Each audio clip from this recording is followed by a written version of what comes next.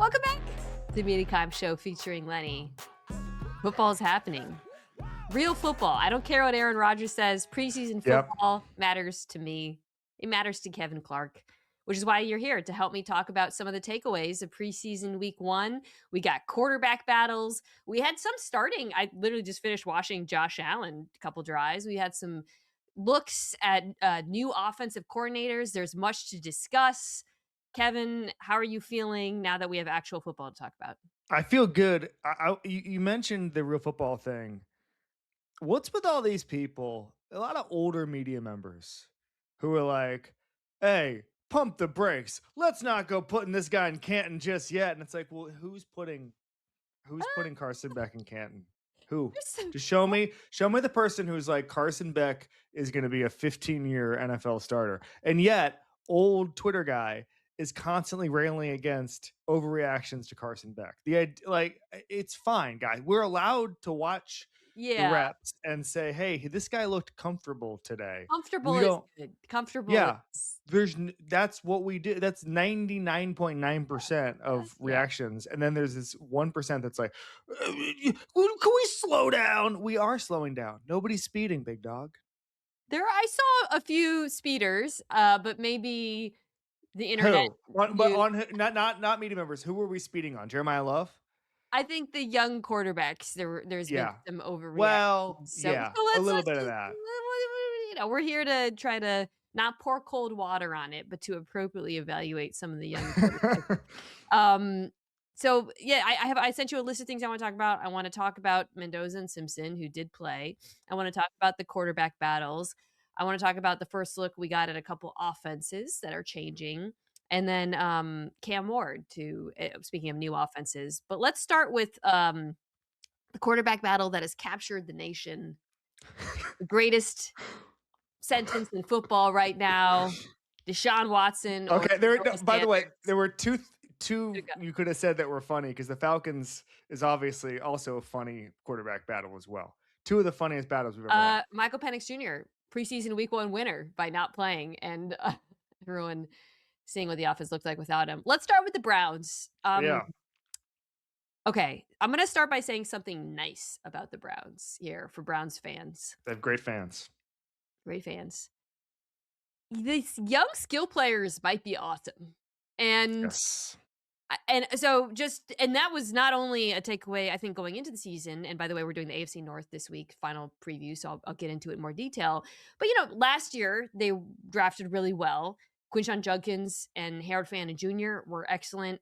And then this season, off-season in the draft, they added Casey Concepcion, one of my faves, and Denzel Boston. And they look awesome. Also, Dylan Sampson, who they drafted, had that huge catch and run in this game. Concepcion, to me, was kind of like the story of the game. He looked terrific, I thought. They were using him on like some manufactured touches, but he also had a nice big boy catch, which, the rap on him is the drops. He looked tough. He looked fantastic with the ball in his hand. I bring all of this up to pose the question, which is, are the Browns wasting this season by not having a real quarterback? Because we can get to the actual quarterbacks in my assessment of them. Because everyone's saying, it's cool. This is all setting up for Arch Manning next year. That's great. Everything's in place. We're fixing the offensive line. We've got these young skill players. But can they afford to lose a season with these young guys? Or would they have been better off, or maybe still better off, trying to pursue a different quarterback to make it more tenable? So they've been a quarterback away for a lot of years in the Andrew Berry era. And even when Baker Mayfield was hurt that 1 year, they were a healthy quarterback away. I don't know what the option would be, because I don't think there's a guy right now. By the way, the Tanner McKee hype has gone away. We're no longer pretending that he was going to get a high draft pick and then go be a starter somewhere else. It appears to be, just reading the beats. But there's no one you can trade a draft pick for and get an immediate starter for, I don't think. Unless you wanted to play the Kirk Cousins game, which I don't think the Raiders necessarily want to do, unless you're going to overpay, which I don't think you would even do for Kirk Cousins right now. Right. So I don't know what the options are, and I don't know what the options were a couple of months ago. There wasn't really Daniel Jones, Sam Darnold, Malik Willis maybe, but you're not going to commit that much money to him when you're trying Yeah, to figure out what you got for next year. So I don't know what the options were. To answer your question about how good this roster is, I think it's pretty good. Casey Concepcion, I'm a big college football fan. He was a guy who, after his freshman year, was talked about as a portal guy. After his second year, I believe he does go to College Station. Was a huge portal pickup for the Aggies and was a catch and run guy who impressed at every single level of the season last year. So he was one of my favorite draft picks. Yeah, Jared Verse was a good piece to get back on the other side. There's talent everywhere, but I also kind of think that it's not easy. But when there's being a quarterback away is that's a lot of teams, and right, I think that um, they still have to move heaven and earth to figure out how to make this a good place to be a quarterback. But I don't know. You're asking if it's going to waste a year. Yeah, for like Jerry Judy, and it stinks to be Denzel Boston this year and all these stuff. But like, I just don't think they have much of an option. right. So, yeah, Yeah, it's always tricky too because like you have to balance that. Like, okay, well, you're not really trying to compete this year, right? And so, do you really want to waste draft picks on like getting to 9 and 8 potentially, or whatever? How much do you care right. about? Versus, I think if sometimes as a team you have to balance that organizationally with, okay, but we want these young players to develop. We need functional quarterback play to at least see what we have in them. And if this is all about setting up for 2027, there's like that to me sometimes is like a balance you have to strike when you're a rebuilding organization. And to actually go back to the quarterbacks, Kevin, because I know I just kind of glossed over it, they don't have it. Like I mean, sorry, right? So Watson looked more. I mean, like I think he looked more. He the operation looked cleaner. The Yeah. ball came out, but it's not. You can tell that he's not going to push it downfield. There were times, first of all, he had very low average depth of target. That's why you shouldn't look at box scores in the preseason. But also, there were times where you could see him passing up guys over 15 plus yards, similarly to how he looked, frankly, before his last injury. He's just simply not anywhere even close to the player that he was before. And then Sanders, at least Sanders, there are a couple of like decent throws early on, Hmm. but then he had the goofball interception. There was a bad set, like, going backwards in the pocket. So I don't. I've seen some strong takes on the two of them. I cannot really fathom personally having a strong opinion about what's better for the Browns. I think the real debate is whether or not they should have gone outside the building, where they should still try to do that. Do you have somebody in mind for like what that would look like? Tyson Bagent, the Bears backup, looks better than both of them to me. I know Rattler played really poorly this week, but I think he's shown enough to where I would rather see him in this offense. I thought Anthony Richardson, I know he had his own goofball fumble, but other than that, he looked pretty good. And they've got too many quarterbacks there. I don't know, Kevin. I think I just like we know how this is gonna go. If which is fine. But I think that the reason why I'm like even making this a thing is because my overwhelming reaction was like, God, these receivers are fun. Like, God, Casey Concepcion is fun. And I think that's kind of why I'm even having this discussion with you. Yes, I completely I understand what you're saying. I don't think any of those I know. quarterbacks change much, and Yeah. they actually might hurt because I think the priority is on getting Arch Manning, CJ Carr, Darian Mensah, John Mateer this time next year, right?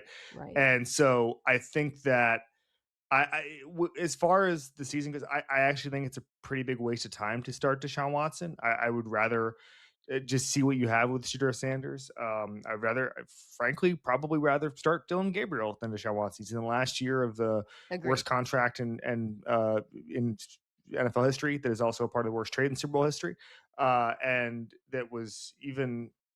It was a stupid move at the time. It was a reckless, stupid move. It looks even worse now. Obviously, that it didn't even didn't even work out in the most cynical way possible.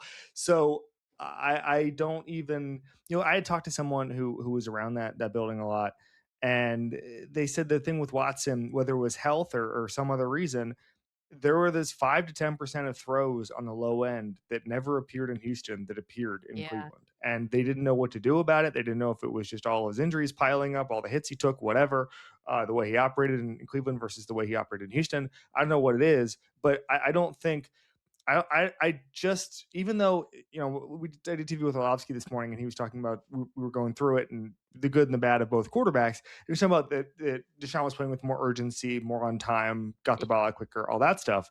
But I don't think that Watson is the safe option. This is not like signing Joe Flacco and Andy Dalton to come in and run your operation. Watson has some real low lows. I was at practice, and Sanders looked better than Watson on a play-to-play basis. Now, from what I understand, that has flipped a couple of times in either direction, where there are some beats who say, "Oh, Sanders won the day. Oh, Watson had a pick six day," et cetera, et cetera. Yeah. So I don't think it's going to be a blowout. And if it's not a blowout, you always default to the youth, and you always default towards building something. Totally agree with you. I'd rather see Sanders and Gabriel. And at least that also, like from an order perspective, play them. If it flames out, you can, I guess, bring in Watson later in the season. Yeah, I just want to say we're kind of being hard on the Browns here. I love Todd Monken. I love him. I've interviewed him twice. He's a vibes baron.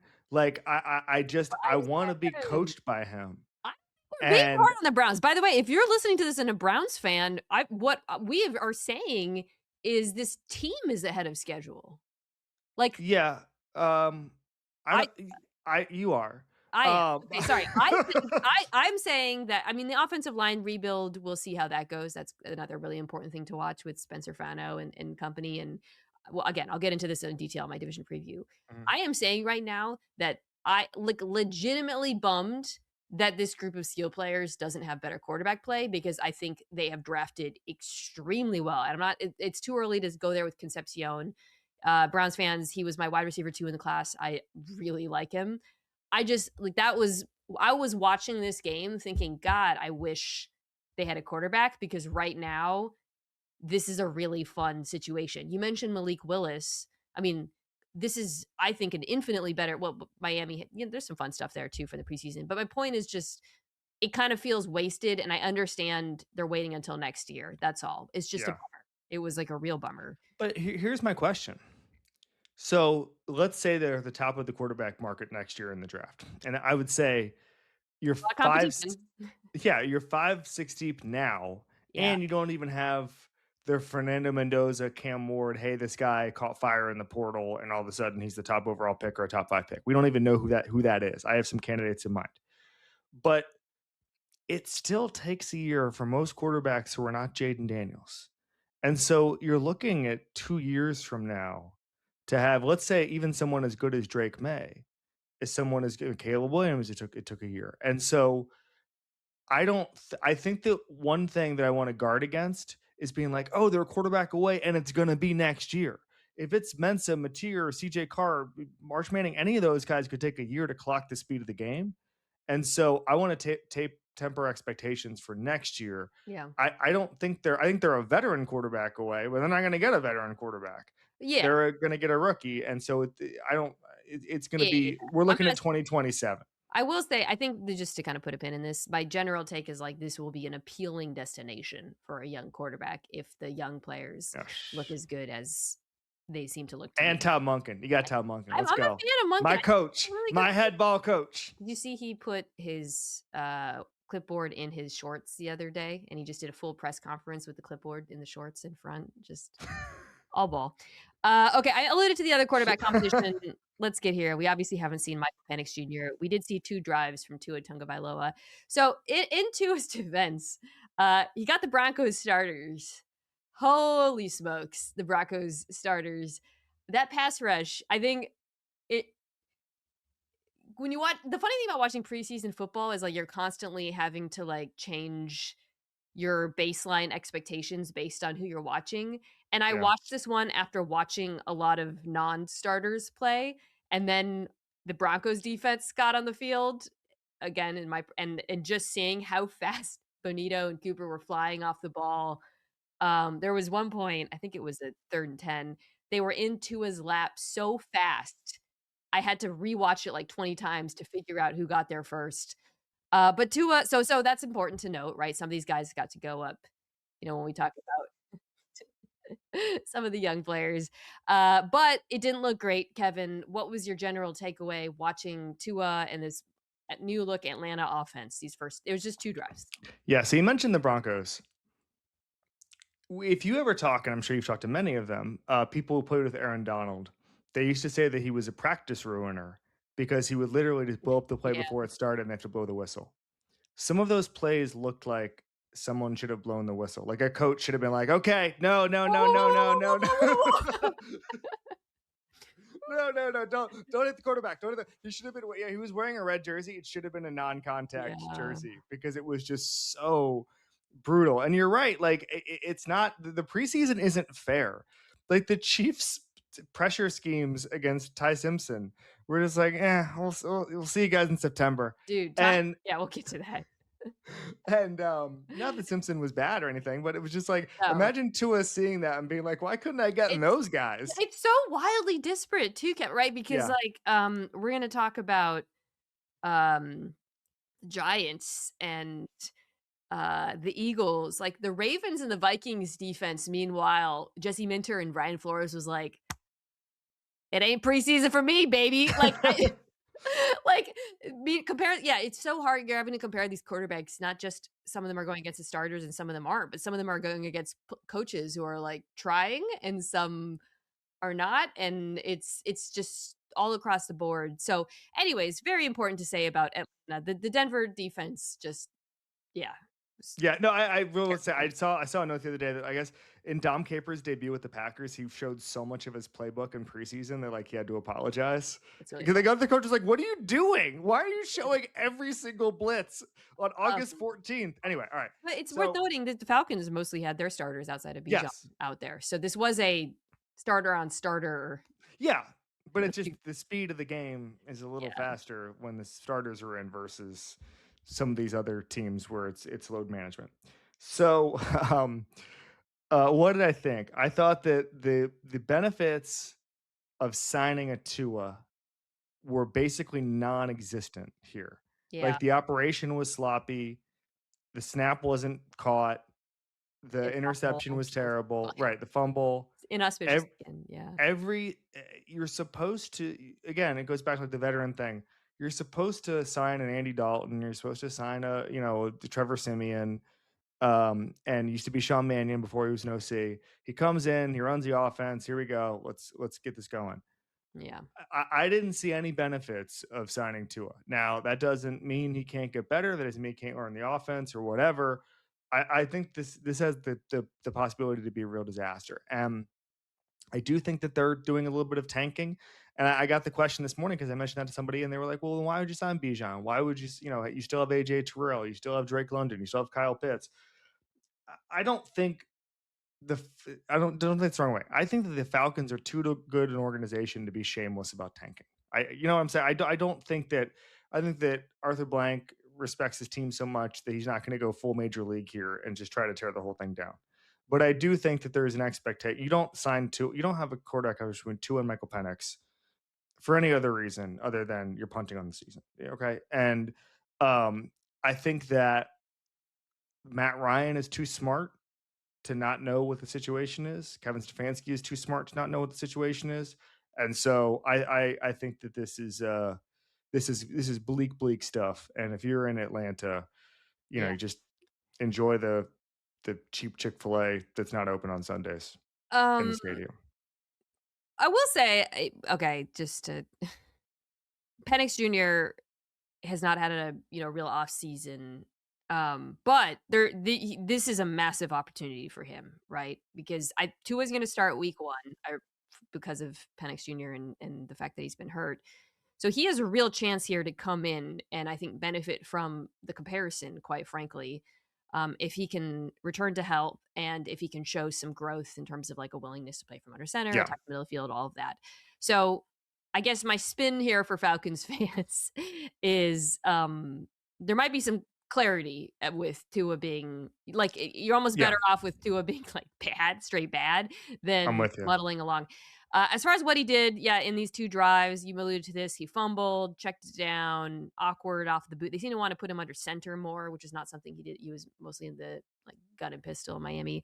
Um, there was a 2nd and long where you see him pass up the out because that's a tough throw for him for a check down, and then a down that with the pressure came so fast he had no chance.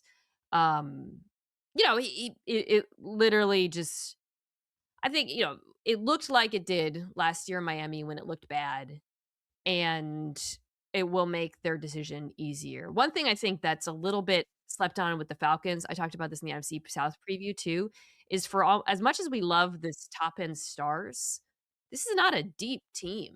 Beside After Drake Yeah. London, they're not very deep at receiver.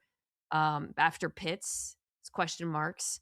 The offensive line has lost guys over the years. I thought that showed up here, again, admittedly against a very good pass rush. So, it was pretty ugly. So that I think the only positive takeaway is like, "All right, let's see Penix." So, May I say something about Tua? yeah. So a lot of times, I've said this to you before, that we should award retroactive plaudits based on what happens after, right? So Mike Tomlin deserves a bunch of Coach of the Year awards for if you look at some of the guys he had in his roster that he kept in Right. check, right? Earl Thomas deserves multiple Defensive Players of the Year because you saw every time he would like break his leg, you'd look at the Seahawks defense and they wouldn't even know how to line up. So Earl Thomas, DPOY for a couple of years there. We're going to do that. Mike McDaniel is owed money and awards for making Tua the statistical best passer in football for like 2 years. That was it gets more incredible every snap. And I just want to shout out Mike McDaniel for making that happen because before him and after him, Tua Yeah. has looked like not an NFL quarterback. And during him, he was able to basically, with limitations, uh, do anything against any defense. Kevin Stefanski, tough scene. Um, Good coach, good ball coach. yeah, I'll just say, I'm excited to see I'm looking forward to seeing Michael Penix Jr. coming back. This is your chance. This might be it for him, right? So, there's a real chance for him to come in here and make things look a lot better than it does with Tua. All right, let's talk about one of the rookie quarterbacks, then we'll take a break, come back and talk about the other. Let's start with Mendoza, who debuted early Yeah. in preseason week 1. We saw quite a bit of him. Um, I think there was definitely some rookie moments in terms of holding on to the football a little bit too long at times, and a little bit of nerves, jitters early on with a couple throws. But we also saw some really good stuff. Um, if you listen to this pod, I'm sure you've seen by now the dig he threw to, it wasn't Jack Besh. Mm-hmm. It was, Mm-hmm.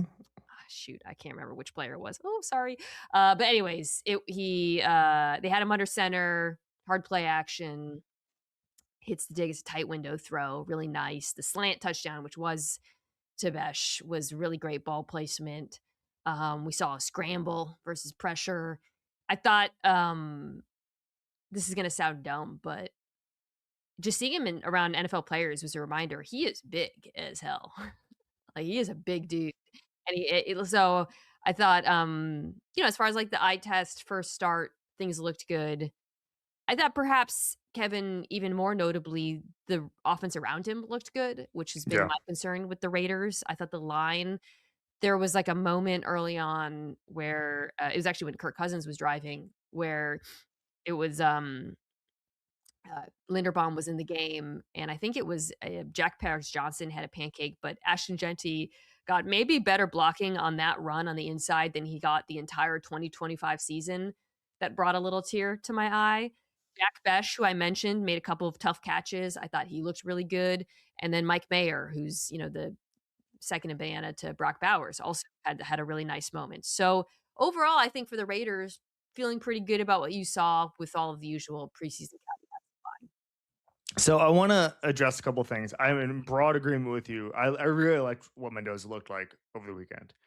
One thing I liked about this Raiders team and why I liked the offense looking good around him is they did the opposite of what Tennessee did with Cam Ward. Tennessee waited a year to professionalize the operation around Cam Ward, and it hurt Cam Ward's development very, very, very badly. There's other quarterbacks where that's happened. Drake May basically had a wasted rookie year. I think back to Trevor Lawrence, who had a wasted rookie year, not for anything other than Urban Meyer was the head ball coach. I think this happens sometimes. But what the Raiders did is they went out and they signed, as you mentioned, Tyler Linderbaum. They went out and they signed Jalen Naylor. Jack Betch looks like a second year leap guy. Offensive line is better, deeper. So I'm intrigued by that. I thought the throws he was making, one thing I liked about it is he wasn't taking the safe bootleg, guys wide open by 3 yards type of throws. He was ripping the ball into the middle of the field, trying back shoulder stuff. That touchdown he had, the first one he had, he basically put it where only the receiver could get it. And also, the color analyst made the point, like, he also, when you throw over the middle and you throw it low, you're protecting your receiver because the receiver is not going to get killed. And especially at the goal line, that's you're going to get the crap knocked out of you if you throw it high. And so everything I knew he was going to be able to do some of that stuff because you can't throw back shoulders and rip the ball like he could at the clip he did in college without being able to put some spin on the ball. But I was really impressed that he wasn't taking the easy stuff because there were a couple of people this weekend where the beats and the analysts basically said, "Hey, this blank team, Titans being one of them, ran an offense to look easy, to just do a couple of 3 yard outs or whatever, and the Rams being another." But either the Raiders didn't do that or Mendoza didn't want to do that. He was making NFL throws in the preseason and trying. I think the biggest thing with a young quarterback is clocking the speed of the game, and you only get that by throwing past linebackers' heads. You only get that by throwing over safeties' hands. That's what you're going to have to do in the NFL in as soon as a month from now if you're Fernando Mendoza. So I loved every single thing about it. It checked all my boxes. The deep sort of curl thing was Malik Benson, by the way. I was looking There we go. I was trying to remember then because I mean, I have been concerned about the Raiders skill players and whether they had enough receivers and um yeah, I'm watching now. It was actually it Trey was Zune, by the way, I want to shout out Trey Zune, a third lot of round it. pick out of Texas It's A&M. inside. He played really well. Yeah, this I still wish they had one more receiver, but obviously Bowers is gonna be their wide receiver one and will be split out wide a decent amount as well. But yeah, I think my biggest thing with Mendoza is like, will they be able to run the ball? Will the offensive line look good? Because we know this is going to be like a very run with Kubiak. They're going to run a lot on early downs. And then everything is going to flow off of that, which is why I think they wanted to make sure he started getting these under center reps in the preseason. I think we're going to see more of that. But overall, I think promising start. I think they're still going to see Kirk Cousins week one, but maintain that we're going to see Fernando Mendoza sooner rather. We have to, and the people. I don't want to bring this up because it's kind of a loaded comparison, but let's say Kirk Cousins does enough to keep his job the entire season, and then they go with Fernando Mendoza week one next year. We live in a post JJ McCarthy world, and the problem with that plan is that you got to see what you have. And so I would give Fernando, you're not going to make the playoffs this year. I would give Fernando Mendoza, there's two reasons to do it. Fernando Mendoza is a lot better than JJ McCarthy. I'm not making the direct comparison. Right. I'm saying that you need to by the way, McCarthy was injured for his rookie year as well. So let's point that out.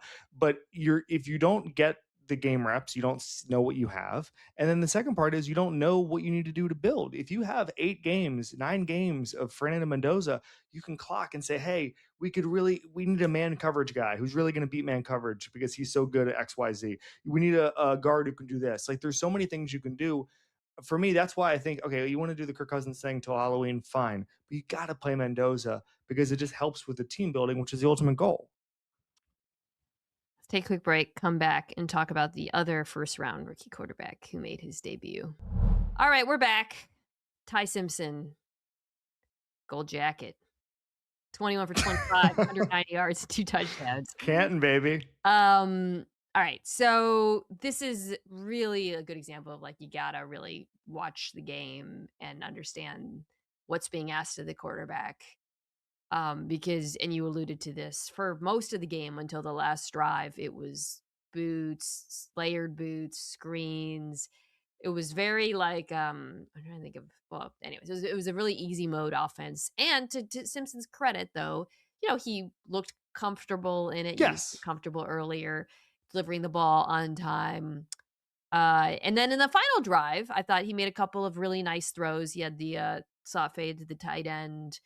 The touchdown throw was quite nice. I will say again though, like he really was not under much pressure, and they were most that, for example, the slot fade. It was against pretty simple coverages. To go back to our earlier point about, I say all of this to not say Ty Simpson isn't, it's not time to apologize to Dan Orlovsky or whatever. Um, but actually to make an argument, which is I think what I saw, Kevin, was that I'd like to see more, and I'd like to see Yeah. him a bit more challenged. Because right now, everything coming out of the Rams suggests that Stetson Bennett, who played a little one, just a little bit, is their quarterback too. Maybe, but I think from what we saw from Simpson week 1, for me, I don't come away having a strong feeling about the pick or him. I came away thinking, "Let's let him compete a little more for this job." So that was my big takeaway from Ty Simpson's first preseason outing. Can I do something real quick that there's a little bit of a Windhorst Yeah, fingers in the air sure. thing? Yeah. Who was Stetson Bennett's college offensive coordinator who just swears by the guy? And they had a rocky relationship, but they ended up winning national championships over it. And now he speaks glowingly. He is a current head ball coach. Do you know who it is? Which Stetson Janet Bennett was Georgia offensive coordinator, Georgia. I forget college football all the time. Who was the offensive coordinator at Georgia? Oh, it was Munkin. Todd Monken. Yeah. Now, what was the opening conversation I don't know, on man. this podcast? Should they go out and get another quarterback? I'm just going to throw it out there. I'm just throwing it out there into the universe. Don't Yeah, aggregate me. I don't Don't know how much aggregate me. yeah, I don't Can't know. do it. Can't aggregate me. I said it. It's legally binding. Can't do it. Can't aggregate me. All right. So with Simpson, that's all you can do. McVay did the exact right thing. Is get him easy completions and get him comfortable. He's played in a lot of big games. His dad was a coach. All the cliches, they're cliches for a reason. They're true. And he didn't play that many big games. He only played 1 year, but he still played SEC ball at Alabama. He practiced every day against a lot of great players who made it to the NFL. And so I liked what the Rams were doing. I think must be very weird for Ty Simpson to be a rookie quarterback, first round pick on a team that's going to win, that's favored to win a Super Bowl without you. I'm not sure I've ever seen a situation like this where a first round pick has to come in, develop under a great offensive coach. But by the way, the expectations are going to win a Super Bowl with somebody else. And you may be quarterback 3. I'm racking my brain for it. I don't think it's happened in a long time. I do. Well, the Cowboys took Steve Walsh in the supplemental draft when they had Troy Aikman. That is, but Troy Aikman wasn't 38 years old. He was much younger than that. So that's the only analogy I can think of. Obviously, like RG3 and Kirk Cousins were the same year. That was a different thing. I believe Andrew Luck and Chandler Harnish were drafted in the same year. Don't know if Harnish Really? pushed Andrew Luck. I believe so. Yeah, I believe they took a quarterback with their first and last picks Well, that year. Jordan Love. Jordan Love. Good thought. Yeah. I That's don't know. he was 27. Was He he was was 27, right? He Not, he was was, 10 years older. and also and Very end of the Aaron 40s. Rodgers, by the way. But I think the difference with those was that I don't think you would take those picks if you knew like that pick was during COVID and it looked like Aaron Rodgers was not going to win 2 straight MVPs, right? So Right, there's that part of it. right. Whereas Matthew Stafford, he might win the MVP again this year. So Yeah, that's a great shout. It's a great call. This Rams team is better than those Packers right. teams. So it's a weird spot for him, but he again talking about the cliches. He checked all the boxes. He looked comfortable. He looked fine. There's nothing to get mad at, nor is there much to apologize to with our friend Dan Orlovsky.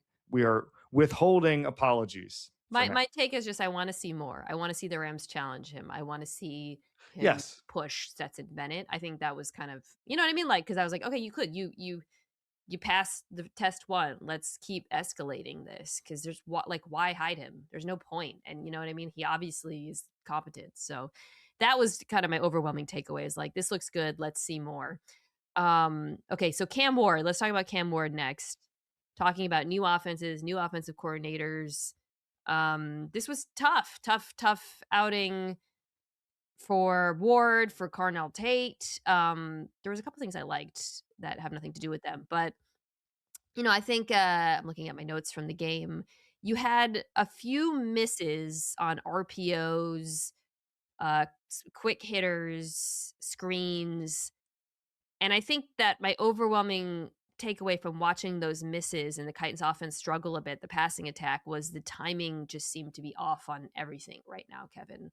Right? Like it felt like Yeah. Ward, the receivers, the offense, the timing was not there. So I think you follow Ward's career very closely.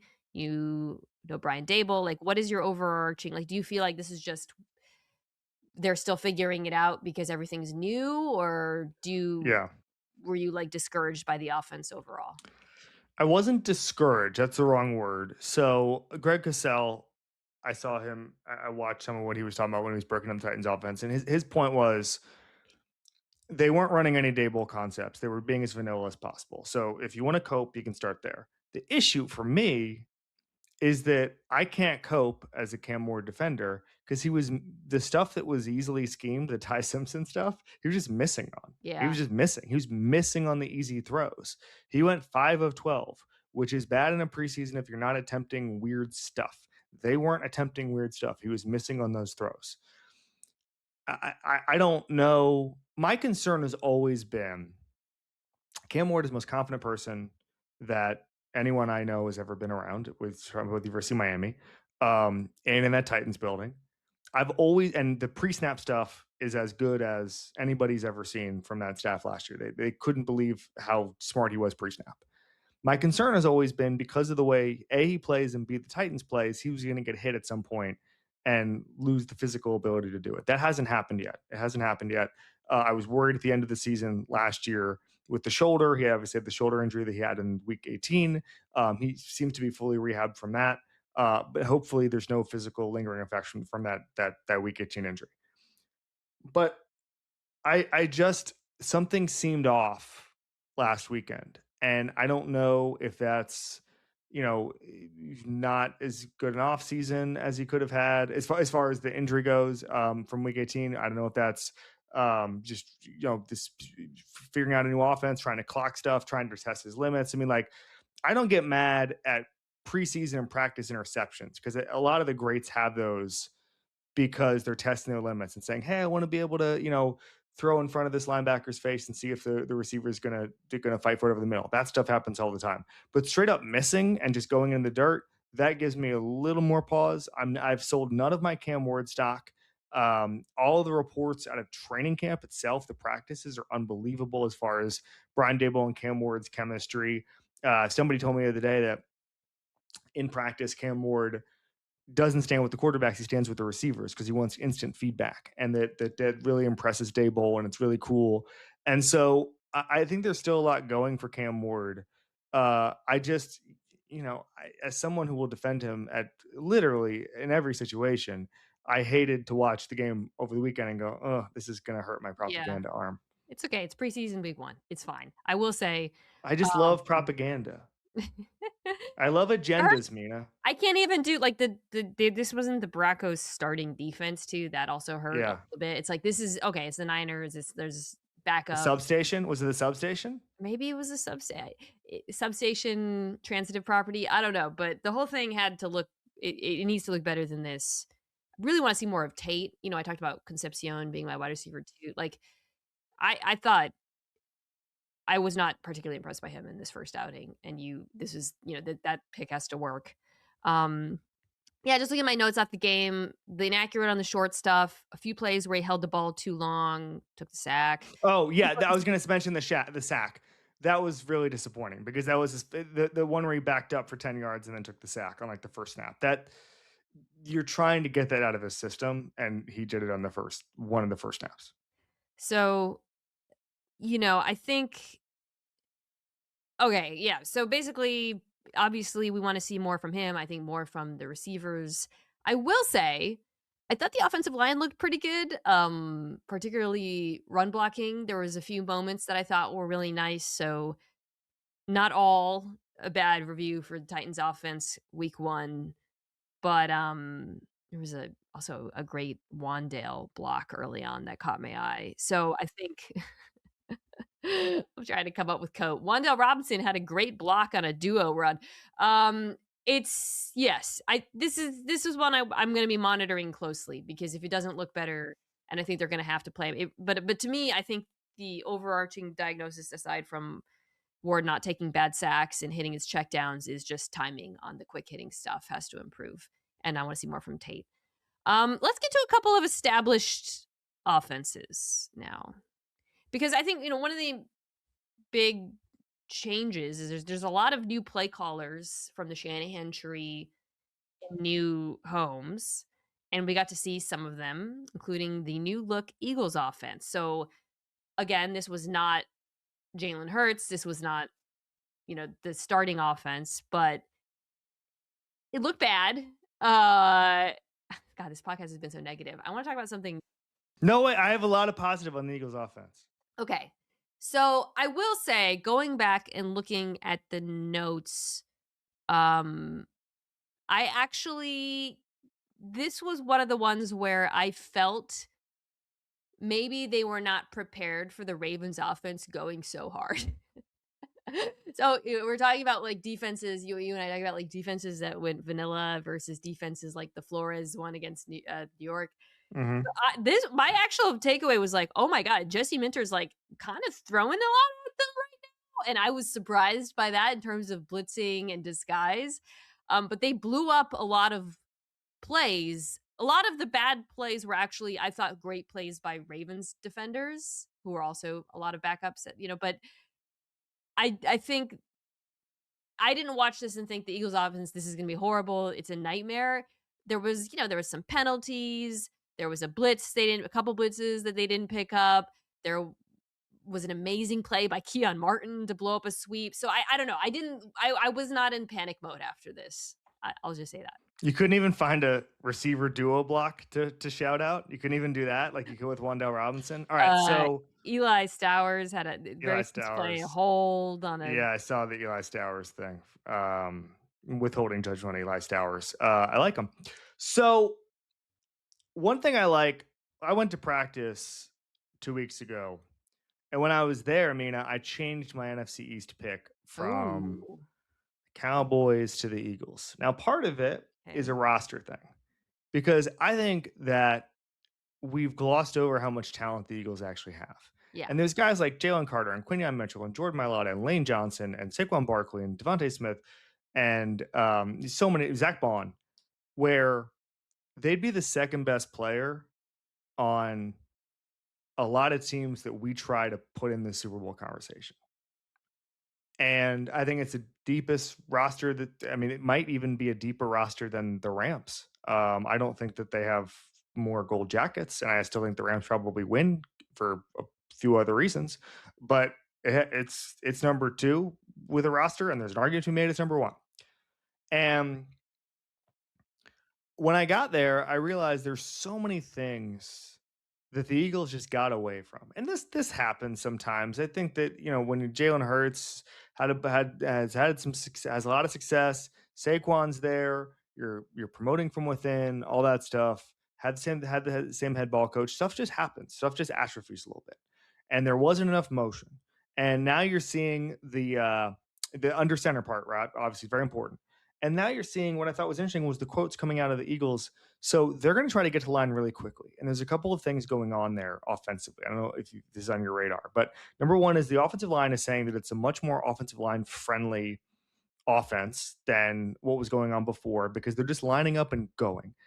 The previous regime was about the chess matches up front, which is fine, but you would get to the line and then you do 15 seconds. And then I think the Eagles, their number of plays that were snapped with 1 second left in the shot, this play clock, was astronomical last year.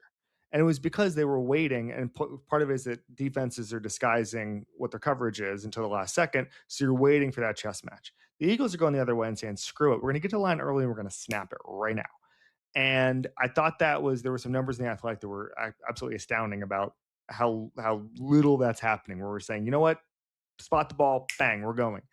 And I kinda like it. I kinda like it for Jalen Hurts, and I Yeah, also kinda like it when you have the talent advantage, is they're gonna have the talent advantage on about 15 of 18 weeks. And to right. go out there and say, "We're the aggressor, we're gonna punch you in the Well, face," I is a I think really good approach to I it. think we're gonna see more of that around the league generally, Yes. teams playing faster, more tempo as a counter to all of the disguise you talked about. Like, all right, you're not gonna have the opportunity now to change the picture on us because we're gonna be the Yep. one dictating to you by playing faster. I mean, that's the thing about the Eagles offense, right? Like all of these trends that they're leaning into are the general trends around the league. The question I think is not whether or not it's a good idea from a NFL trends or meta perspective, but rather whether they can execute them. And I think, there's a chance it looks a little ugly early on. And again, these weren't the starters, whatever, but like there might be a lot of penalties at the beginning, like there were in this game. There might be some challenges overall, and the offense might not look as good as the defense, which I think is going to be incredible, until halfway through the season. And I don't know. I all of which is to say, after going back, I saw a lot of panic. I saw the numbers, went back and watched. Yes, it looked bad, but my general takeaway was a lot of that. First, obviously Hurts didn't play, yada yada. A lot of that had to do with the Ravens defense and Jesse Minter just deciding to I to go also to go I ham also on just him. So yeah, yes, but I also just don't think like, they're just everybody's so established. They're not gonna show anything in the preseason. Nobody has much to prove. I just couldn't get that worked up about well, I the think Eagles being slow. it's actually maybe now that I think about it more generally, it was sort of the merging of 2 trends I've noticed in preseason football in general. One which was as there have been more Shanahan tree play callers and more offenses are pivoting to that style. There was a lot of under center week Mhm. preseason week 1. I pulled the numbers for NFL Live today, like Joe Burrow. 45%. Way yeah, Joe, we're gonna get to the Bengals. Way more than the NFL average, way more than past preseasons. So that necessarily lends itself to some awkwardness in terms of like the transition as these offenses are in transition. And then on the flip side, I noticed defenses being a little bit more exotic in the preseason. Um, Talked about 2 of them with, Flores and the Ravens. The Ravens honestly took me more by surprise because, I just didn't think Jesse Minter would want to show this much, I guess, early on or experiment with it. So I think maybe there with some of these offenses meeting some of these defenses, there might be a mismatch in terms of like, okay, the defenses are a little bit ahead because the offenses are all sort of in the transition to a different version that we're gonna see during the regular season. Did you see the stat that Mendoza threw as many passes from under center this weekend as he had in his 2 full years as a college starter? It's really funny. 4. The answer is 4. Well, that's a great transition to the Bengals because we saw 2 drives from Joe Burrow, and they looked very different. So there's been a lot of conversation about, Burrow taking the sacks and the Bengals offensive line and this and that, and I'm not one of them was a tough look for the left tackle, but, the other one was an under center rep where they it was just like a two-man concept and the, they ran a great stunt. It's fine, whatever. The bigger thing to take away from this Bengals preseason outing is what you just highlighted, which is they had him under center. I have 7 of 13 snaps, which is over obviously 50% of the time. This is the Bengals offense that last year was 19% under center, the second lowest rate in football. Clearly, there is going to be a sea change, and unlike Washington or Philadelphia, Bengals don't have a new play caller. They didn't bring in a Shanahan guy. This, to me, Kevin, seems like a very deliberate change in this offense that, as efficient as it's been, has not been explosive these last 2 years. So this appears to be their way, or there'll be other things, but they clearly have recognized or self-scouted and felt they need to evolve. What do you think about that generally? And, like I said, I'm not gonna take away too much from preseason 2 drives, but I do think it's notable that in the preseason, they were like, "We are going to rep this because this is gonna be our identity now." Well, the preseason rep part of it, I think, is just shows you how hard it is. I mean, Yeah. that's the one thing to make that adjustment and to say we're going to do under center. We don't do this very often. We've started the season doing it, and then we've abandoned it a couple of times. Yeah. Um, I think that it just shows you the operation is hard to pin down. So you might as well work on it in preseason. That's what it's for. The explosion part of it is interesting because one thing when you talk to the staff down there in Cincinnati is they've been impressed at Joe Burrow's ability to take what the defense gives him in all situations. And so that meant understanding how to work outside the numbers and throwing deep the during his breakout season. Then they do the two high looks, and all of a sudden you're slicing and dicing your A dot drops, and you're still getting that production just in a different way.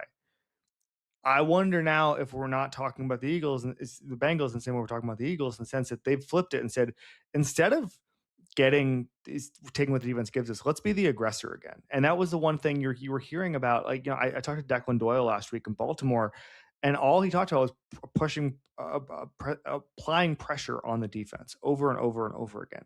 And that means explosive plays. And we've gotten away from explosive. There was a Ted Wynn article the other day that I thought was really interesting in The Athletic. It was basically like defensive coordinators say two highs never going away Yeah. because We wanna the cap explosive. DCs That's all that just matters to us. will If you live don't get an with explosive do play, chances whatever. of scoring are so much Yes, less, yeah. correct. And so literally in the article, a defensive coach is like, we will literally allow 7 to 8 yard runs.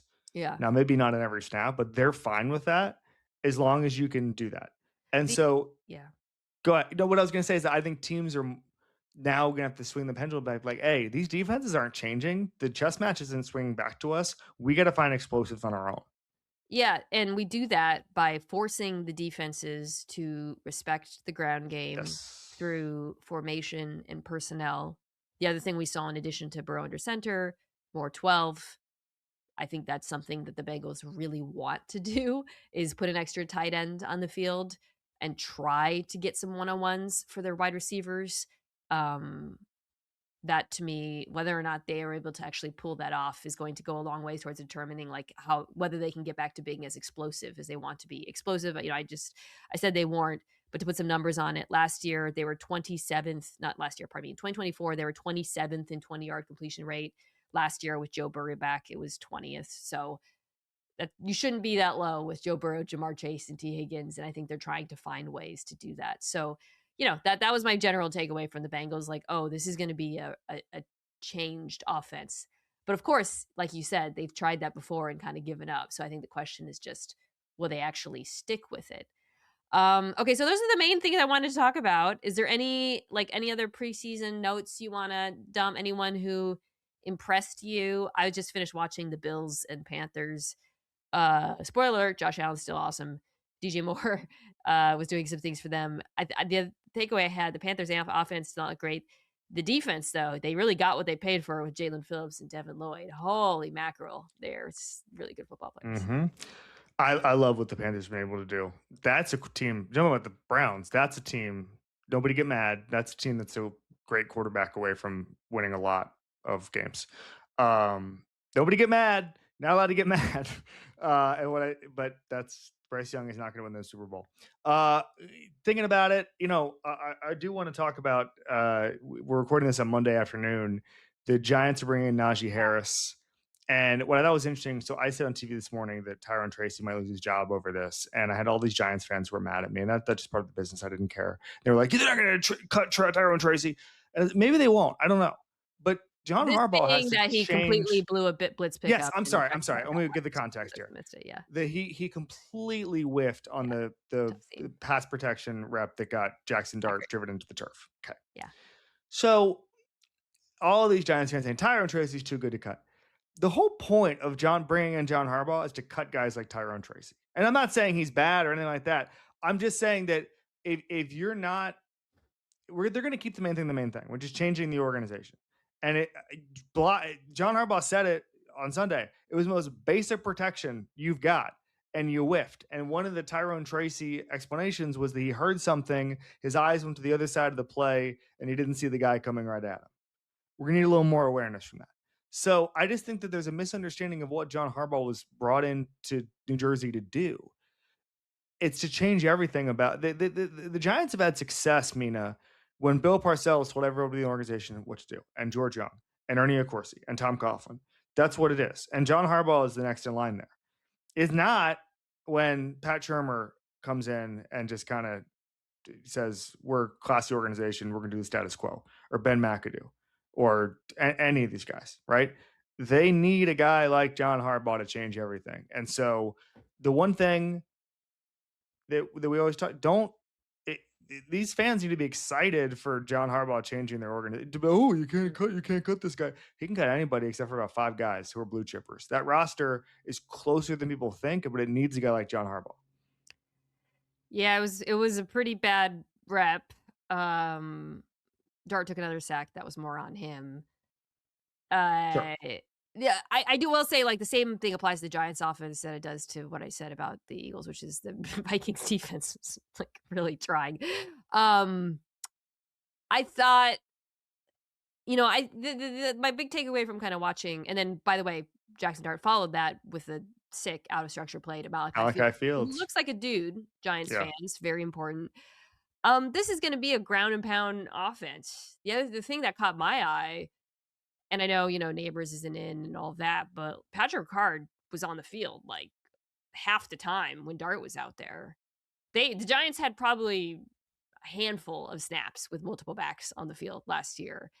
They're gonna use the fullback, they're gonna run the ball, they're gonna try to play action off of it.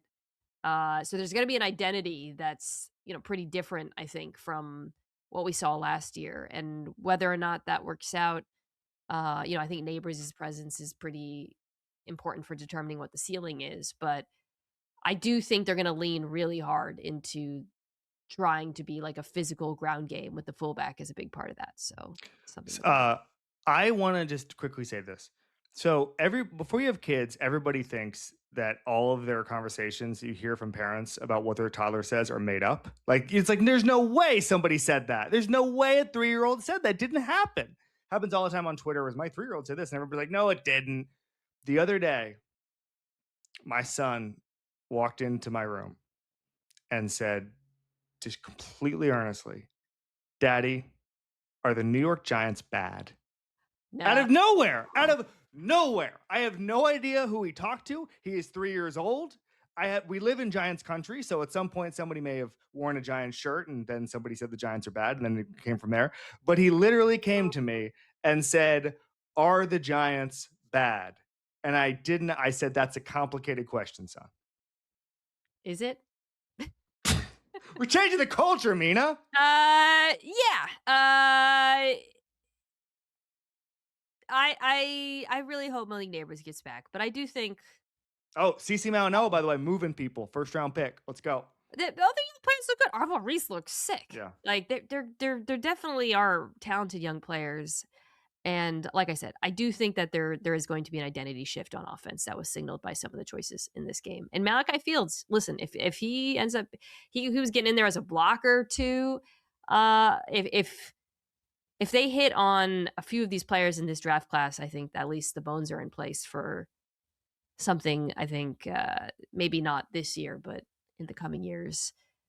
But yeah, the that was a tough one. It wasn't Dart's fault, so at least there's that. All right. Well, these quarterback competitions continue. We'll be covering them. Hopefully, we'll get to see Michael Penix Jr. at some point. Kevin Clark, where can folks find your preseason coverage? This is football. Training camp stops everywhere across the Midwest and the East Coast. On TV this week, I believe it's the Commanders and the Ravens. Jaden Daniels, before his latest news turn, we talked. Declan Doyle, Derrick Henry, Dan Quinn, Sonny Styles as well. Really good interviews from the last episode of that. And then we're doing what now that we're back, not doing camp starts, we're going to get a lot of journalists on all that stuff, do some camp recap stuff. It's going to be really fun. And then I'm also on First Take Monday, Wednesday, Friday this week. I was on with Dan Orlovsky this morning, and I haven't looked at the schedule, but I'm sure it'll be on a bunch of NFL Live people the rest of the week. Nice. I love it. Why I'll don't be you back come on? Why don't you come on with me? You're happily. not up that early. Happily. All Happily. right, come on down. Let's do some takes. Um, later this week, as I mentioned, we'll be doing the AFC North. So that's our last division preview. Ultimately, this was actually a pretty AFC North heavy podcast because of the Browns and the Bengals, but more to dive in there. If you're a Steelers fan, you're listening, and you're like, why did you talk about the Drew Aller masterclass? We'll get to that when we talk about the Steelers.